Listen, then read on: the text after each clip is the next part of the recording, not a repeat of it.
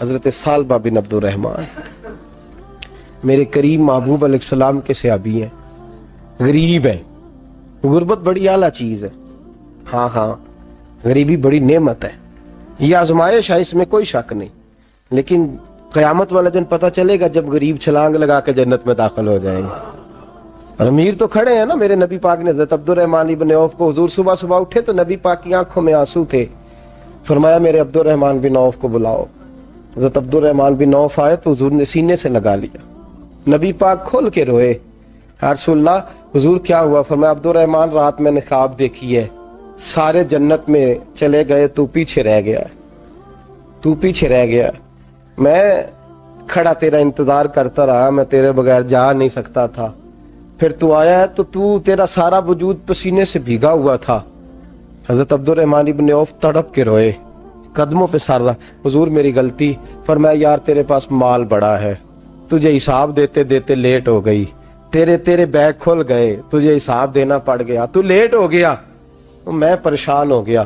حضرت عبد الرحمن ابن عوف نے 100 گھوڑا مال اوپر رکھ کے حضرت عبد الرحمن نے حضور کی بارگاہ میں پیش کیا، کہا یا رسول اللہ یہ۔ اور پتہ ہے ایک دن کیا ہوا؟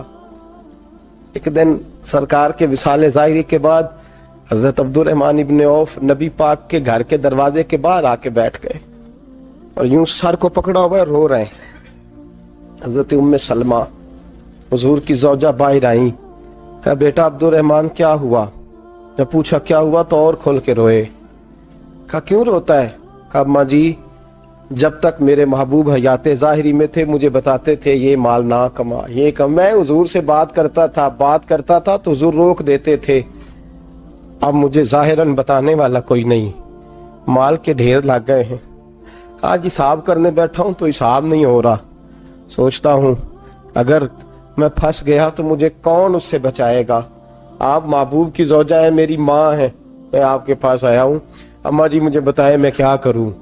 تو حضرت ام سلمہ بھی رو پڑی، کہنے لگے محبوب تھے، میں کہاں ان کی ترجمانی کر سکتی ہوں، میں نبی پاک کی ترجمانی کیسے کروں؟ کہا اماں جی خدا واسطے مجھے کوئی حکم دے دیں، مجھے لگتا ہے عبد الرحمن برباد ہو جائے گا، ہلاک ہو جائے گا، خدا را مجھے کچھ بتا دیں، اتنا سارا مال ہے میں کہاں اس کا حساب دوں گا، مہربانی فرمائیں، یہ تجارتیں میرے گلے پڑ رہی ہیں۔ حضرت ام سلمہ کی جب منت کی تو فرمانے لگی جا بیٹے آدھا خیرات کر دے۔ کتنا؟ 2.5% نہیں، کتنے فیصد ہے؟ 50%، 50%۔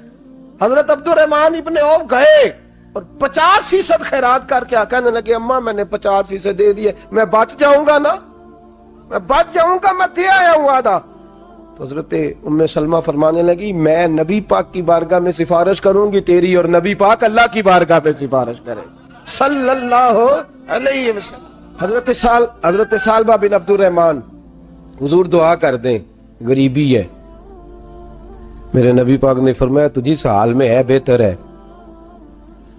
کرتے ہیں حضور نہیں دعا کر دیں، فرمایا تجھی اس حال میں ہے، تیسری دفعہ پھر آ گئے، حضور نے دعا کر دی، 4 بکریاں تھیں، چند مہینے گزرے، کچھ تجارت شروع کی، چھوٹے موٹا لین دین شروع کیا تو 40 ہو گئیں، کچھ وقت اور گزرا تو ریوڑ بن گیا، پھر گائیں بھی آ گئیں، پھر اونٹ بھی آ گئے، پھر لائنیں لگ گئی، پھر ہر وقت حضور کے قریب بیٹھنے کو دل کرتا تھا، اب لین دین کے معاملات تھے، اب ذرا طبیعت تھوڑی پیچھے ہٹنے لگی، تھوڑا دل پیچھے ہٹنے لگا، پہلے 5 نمازیں مسجد میں، پھر زور اثر کی چھٹی، میری طرف دیکھو اور دیکھو میں کیا عرض کر رہا ہوں، پھر زور اثر گئی، پھر کچھ وقت گزرا تو مغرب بھی گئی، پھر اتنی بڑی حویلی کوئی نہیں، پھر باہر جا کے مدینے سے ڈیرا لگا لیا، جمعے کے جمعے آتے، زکوٰۃ کا حکم آ گیا 2 ہجری میں، حضرت ابو ہریرہ رضی اللہ تعالیٰ عنہ امیر زکوٰۃ مقرر ہوئے، 5 اونٹوں پر 1 بکری، یہ زکوٰۃ ٹھہری۔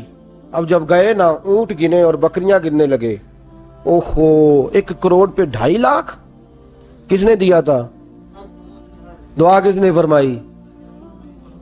اوہو اتنا، میرے پیسے بینک سے میسج آ جائے گا اتنے کم ہو گئے، اوہو بڑی مصیبت بنے گی، مجھے تو خوشی ہوتی ہے جب آتے ہیں تو اب یہ والا میسج بھی چلے گا کہ اتنے مائنس ہو گئے، توبہ توبہ، پریشانی لگ گئی، بڑی طبیعت، انکار نہیں کیا، کہنے لگے حضور سے جا کے عرض کرنا میں خود آؤں گا، اور جہاں محبوبیت ہو وہاں اتنے لفظ بھی بے ادبی ہیں، وہاں ٹھہر جاؤ، سوچتا ہوں، سمجھتا ہوں، غور کرتا ہوں، یہ جملے بھی وہاں توہین ہوتے ہیں۔ محبوب ہو اور وہاں انسان سوچ سمجھ کی بات کرے، وہاں انسان، بابا بلے شاہ صاحب نے کہا عقل آخ دی چگے نو سام کے رکھ، عشق آخ دے بال کے سیکنا چاہیے ہے۔ کہا جا کے کہنا میں آؤں گا۔ سب کی زکوٰۃ لے آئے، در رسول پہ آئے، حضور نے فرمایا پہلے سال با کی بات بتاؤ۔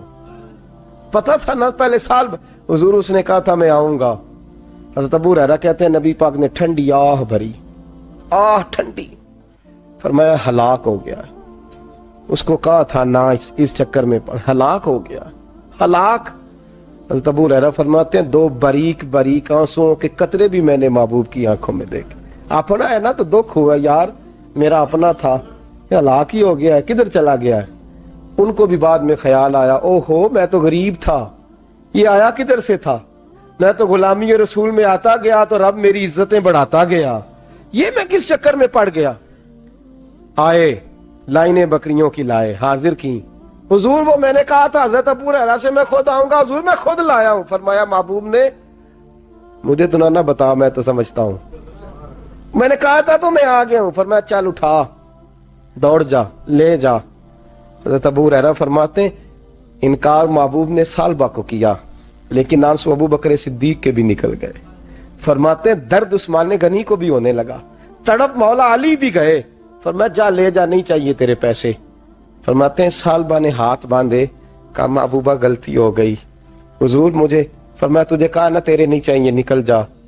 حضرت ابو ہریرہ فرماتے ہیں جب نبی پاک نے رخ پھیرا تو صحابہ کی زبانوں پہ بھی جاری ہو گیا یہ تو ہلاک ہو گیا۔ کہتے ہیں مدینے میں قحط پڑ گیا، محبوب نے فرمایا بلال تو بھی آج لا۔ ایک خشک چھوارا حضرت بلال کا قبول ہو گیا، لیکن سال با لائنیں لگی یا مال کی، فرمایا جا لے جا، تیرا قبول نہیں ہے۔ فرماتے ہیں تڑپتے رہے ساری زندگی اور مال کو دیکھ دیکھ کے آہیں بھرتے رہے، لیکن کریم نے اس تجارت کو قبول۔ حضرت ابو بکر صدیق کے پاس آئے، سرکار کے وصال، حضور قبول فرما لیں۔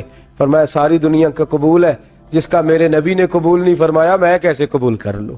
حضرت عمر فاروق کے پاس آئے، فرمایا نہ تیرا قبول نہیں۔ حضرت عثمان کے زمانے میں وصال ہو گیا۔ عزیز یاد رکھ، تجارت وہ والی کر جو تجھے نجات دے، اس چکر میں نہ پڑ جا جو تجھے الجھا دے، جو تجھے الجھا دے۔ قرآن مجید کی آیت آئی اقترب للناس حسابہم وہم فی غفلۃ معرضون، لوگوں کا حساب قریب آ گیا ہے اور وہ ابھی بھی غفلت میں پڑے ہیں، ابھی بھی 2 کے 4 اور 4 کے 10 کر رہے ہیں، حساب کا وقت قریب آ گیا۔ حضرت انس آئے مسجد سے، ایک صحابی مکان بنا رہے تھے، جھونپڑی تعمیر کر رہے تھے۔ حضرت انس کو پریشان دیکھا، کہنے لگے انس خیر تو ہے، کوئی نئی آیت تو نہیں آئی؟ تو جناب انس کہنے لگے آیت تو آ گئی ہے، رب نے کہہ دیا کہ حساب قریب آ گیا، تیاری کر لو۔ جھونپڑی بنا رہے ہیں، محل نہیں، جھونپڑی بنا رہے تھے، ابھی دیوار کچی مکمل نہیں ہوئی تھی، ہاتھ جھاڑ دیے صحابی نے۔ ادھر رخ پھیرا تو حضرت انس کہنے لگے کہاں جا رہے ہو؟ کہنے لگے بھئی میں حساب نہیں دے سکتا، میں مصطفیٰ کے پاس جا رہا ہوں، میں نے نہیں دیوار بنانی، بس بھئی میری اس دوڑ سے بس میں کوئی نہیں حساب دے سکتا، میں کمزور ہوں۔ میرے رسول کائنات صلی اللہ تعالی علیہ وسلم نے، میرے دوستو تجارت کرو لیکن اس کو عبادت سمجھ کے کرو۔ اگر تمہیں چوک وہاں دکان پہ بیٹھے خدا بھول جاتا ہے اور سودا کرتے وقت رب رسول کی باتیں تمہیں بھول جاتی ہیں، تو پھر تو تم وانتم موردون میں ہو، پھر تو تم غافل ہو۔